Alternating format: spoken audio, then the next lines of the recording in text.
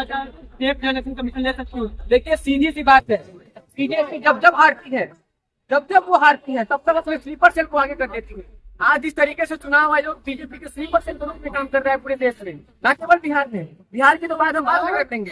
देश में जहाँ जहाँ चुनाव हुए हैं वहाँ चुनाव से ठीक पहले कहीं मतदाताओं को जोड़ा जा रहा है, कहीं मतदाताओं को हटा दिया जा रहा है, कहीं वोटर की सत्यता जांच करने के नाम पे अब बिहार में देखिए किस तरीके से विक्रमबाजी हो रही है। बीजेपी को अपना एक अलग चुनाव आयोग के नाम से प्रकोष्ठ बना देना चाहिए। और जब आप क्यों उल्टा सीधा खेल रहे हैं? सीधा खेलिए, जलेबी बनाने से क्या फायदा है?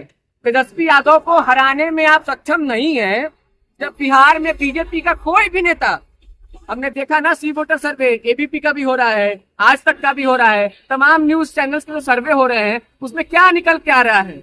एक तरफ नीतीश कुमार, सम्राट चौधरी, चिराग पासवान, सबको मतलब उसके पाले में जितने भी नेता हैं सबको जोड़ के आ रहा है 25%, 30%, 32%, उनसे 10%, 20% आगे रह रहा है। क्या इसका मतलब है? मतलब यह है कि बिहार की जनता ने बदलाव का मन बना लिया है, तेजस्वी यादव की सरकार बनने जा रही है और इसी हार के डर की बौखलाहट के कारण बीजेपी ने चुनाव आयोग का प्रोसेस को आगे कर दिया है कि जाइए जो काम 2 साल में होना है इस काम में न्यूनतम 2 साल। पूर्ण निरीक्षण से आगे महागठबंधन को क्या नुकसान होने जा रहा है? चुनाव में क्या नुकसान होने जा रहा है? हम ये डंके की चोट पे कहते हैं कि बिहार का एक एक गरीब मतदाता, दलित मतदाता, मुसलमान, अति पिछड़ा वो हमारा वोटर है। तो अगर उससे वोट कटेंगे, एलीट तबके का वोट कट जाएगा क्या? कैसे कटेगा? 12 डॉक्यूमेंट में से 1 डॉक्यूमेंट देना, फिर कैसे कटेगा? एलीट तबके का वोट कट जाएगा क्या? कोई एलीट तबका निकल रहा है, हमें एलीट तबका वोट नहीं देता, मानते हैं इस बात को। हमें वोट देता है मुसलमान, गरीब, दलित, पिछड़ा, अति पिछड़ा। कई मैं गिनवाता हूँ ना, कौन से जिले से बताइए? मुजफ्फरपुर जिले से। आपके मुजफ्फरपुर के बगल में सीतामढ़ी जिला होगा, वो बिहारी जिला होगा। वहाँ ज्यादातर शादियां जो होती हैं लोगों की वो नेपाल में भी होती है ना। तो नेपाल से जो हमारा संबंध बेटी और रोटी का है, सब लोग मानते हैं। नेपाल से कोई बेटी यदि ब्याह करके भारत में आई तो सीमावर्ती जिलों में आई, तो एक बात आप मुझे ये बताइए कि 20 दिनों के अंदर में वो डॉक्यूमेंट कहाँ से लेके आएगी? नेपाल से ला पाएगी? अगर नहीं ला पाएगी तो क्या आप उसको मतदान देने से रोक देंगे? नहीं रोकना चाहिए ना। एक भी योग्य मतदाता, मैं ये नहीं कर रहा हूँ। अच्छा, बीजेपी एक इल्जाम ये लगा रही है घुसपैठियों को सत्ता से मतलब मतदान से दूर करने के लिए हम ये कर रहे हैं। तो भाई 20 साल से तुम्हारी सरकार है, घुसपैठिया कैसे आ गए बिहार में? 10 साल से केंद्र में तुम सरकार में हो, क्यों नहीं निकाल पा रहे हो? और घुसपैठिया क्या होता है? क्या होता है? सवाल हो सकता है कि आगे घुसपैठिया हो, ये नागरिकता का मसला आ जाता है। नागरिकता का फैसला तो कमीशन करने का अधिकार ही नहीं। आधार कार्ड क्यों बनवाया भाई? गली गली घर घर घूम के पूरा रोड पे लोगों को लाइट में लगवा के क्यों बनवाया जब आधार कार्ड को मानना ही नहीं है? आधार कार्ड आप लोग विरोध छोड़ देंगे? आधार कार्ड को मानिए, लोग अपना आधार कार्ड देंगे, लोग अपना आधार कार्ड देंगे, वेरिफिकेशन करवाएंगे। क्यों नहीं करते? जमीन का कागज लाओ, तो माता पिता का जन्म प्रमाण पत्र लाओ। मैं गारंटी के साथ कहता हूँ कि मुझे अगर कल को वेरिफिकेशन करवाना हो, मैं इस देश का नागरिक हूँ, डंके की चोट पे हूँ, लेकिन अगर आप मुझे कहेंगे कि जाओ अपने माँ बाप का जन्म प्रमाण पत्र लाओ, तो हम कहाँ जाएंगे बनवाने?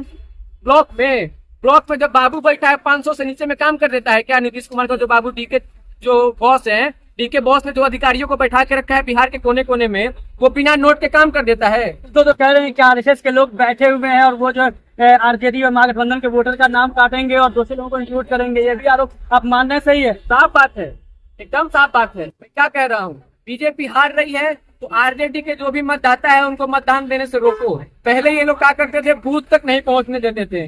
बाबा साहब के संविधान ने हमें ये आजादी दी है और सबसे पहला अधिकार क्या है? वोट का अधिकार। वोट का अधिकार ही सबसे बड़ा अधिकार है कि आप अहंकारी सत्ता को झुकाने का दम रखते हैं। नरेंद्र मोदी क्यों आता है बिहार में?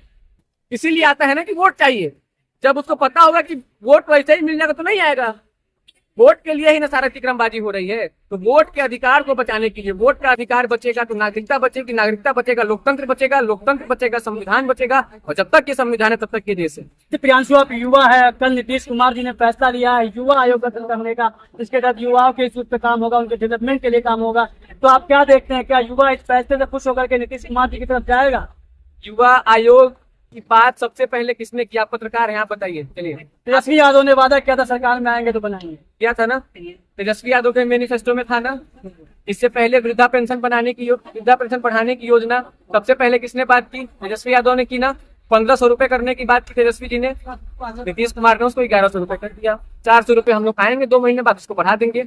युवा आयोग के गठन करने की जिम्मेदारी मतलब ऐलान उन्होंने कर दिया है। निश्चिंत रहिए, तेजस्वी जी 2 महीने बाद सरकार में आएंगे और तेजस्वी जी के नेतृत्व में जो सरकार बनेगी उसमें युवा आयोग का भी गठन होगा, महिला आयोग का भी गठन होगा और वो तमाम आयोग इसकी जरूरत है इस देश को, बिहार के युवाओं को, उन आयोगों का गठन करके समग्र विकास और जातीय जनगणना की जो रिपोर्ट आई थी, इस रिपोर्ट में जो भी आंकड़े आए थे, उन आंकड़ों के आधार पर जो भी गरीब लोग हैं बिहार में, गरीबों के उत्थान के लिए, सामाजिक और आर्थिक न्याय के लिए तेजस्वी यादव आज से 2 महीने बाद सरकार में आएंगे, वो हर काम से पूरा यकीन है आपको? हर फैसला लेंगे, बिहार के हित में लेंगे। आने का यकीन है आपको?